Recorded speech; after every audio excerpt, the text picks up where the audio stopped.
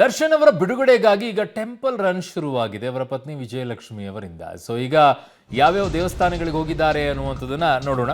ಕೊಲ್ಲೂರಿನಲ್ಲಿ ಪತ್ನಿ ವಿಜಯಲಕ್ಷ್ಮಿ ಅವರು ಚಂಡಿಕಾ ಯಾಗವನ್ನ ಮಾಡಿಸಿದ್ದಾರೆ.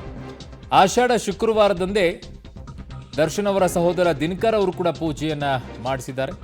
ಚಾಮುಂಡಿ ಬೆಟ್ಟದಲ್ಲಿ ದಿನಕರ್ ತೂಗುದೀಪ ಪೂಜೆಯನ್ನ ಮಾಡಿಸಿದ್ದಾರೆ. ಈಗ ಟೆಂಪಲ್ ರನ್ ಶುರುವಾಗಿದೆ. ಒಂದು ಕಡೆಗೆ ಉಪಮುಖ್ಯಮಂತ್ರಿಗಳನ್ನ ಭೇಟಿಯಾದರು, ಇನ್ನೊಂದು ಕಡೆಗೆ ವಕೀಲರನ್ನ ಭೇಟಿಯಾದರು, ದರ್ಶನ್ ಅವ್ರನ್ನ ಭೇಟಿ ಆಗ್ತಾನೆ ಇದ್ದಾರೆ.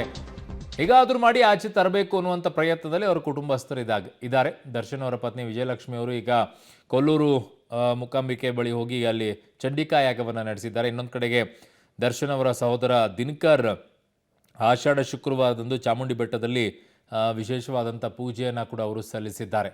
ಇದಿಷ್ಟು ಟೆಂಪಲ್ ರನ್ ಈಗ ಶುರುವಾಗಿದೆ.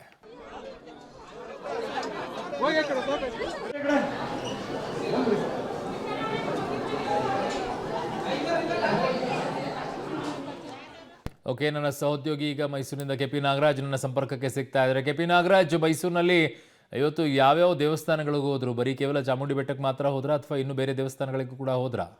ಅರುಣ್, ಇವತ್ತು ಮೈಸೂರಿನ ಚಾಮುಂಡಿ ಬೆಟ್ಟಕ್ಕೆ ಮಾತ್ರ ದಿನಕರ್ ತುಗ್ದೀಪ್ ಜೊತೆಗೆ ಚಿಕ್ಕಣ್ಣ ಅವರು ಭೇಟಿ ನೀಡಿರುವಂತದ್ದು. ಯಾಕಂದ್ರೆ ಇವತ್ತು ಆಷಾಢದ 3ನೇ ಶುಕ್ರವಾರ. ಈ ಕಾರಣಕ್ಕೋಸ್ಕರವಾಗಿ ತಾಯಿ ಚಾಮುಂಡಿಗೆ ದರ್ಶನ ಮಾಡುವಂತಂದ್ರೆ ಒಳಿತಾಗುತ್ತೆ ಅನ್ನುವಂಥ ನಂಬಿಕೆ ಇದೆ. ಹಾಗಾಗಿ ಲಕ್ಷಾಂತರ ಭಕ್ತರು ಕೂಡ ಬಂದಿದ್ದಾರೆ. ಈ ಹಿಂದೆಯೂ ಕೂಡ ಪ್ರತಿ ಆಷಾಢ ಶುಕ್ರವಾರಗಳಂದು ದರ್ಶನ್ ಕೂಡ ತಾಯಿ ಚಾಮುಂಡಿ ದರ್ಶನಕ್ಕೆ ಬರ್ತಾ ಇದ್ರು. ಈ ಎಲ್ಲದರ ಹಿನ್ನೆಲೆಯಲ್ಲಿ ಇವತ್ತು ದಿನಕರ್ ತುಗುದೀಪ್ ತಮ್ಮ ಕುಟುಂಬ ಸಮೇತರಾಗಿ ಇವತ್ತು ಬಂದು ತಾಯಿಗೆ ಪೂಜೆಯನ್ನು ಸಲ್ಲಿಸಿದ್ರು.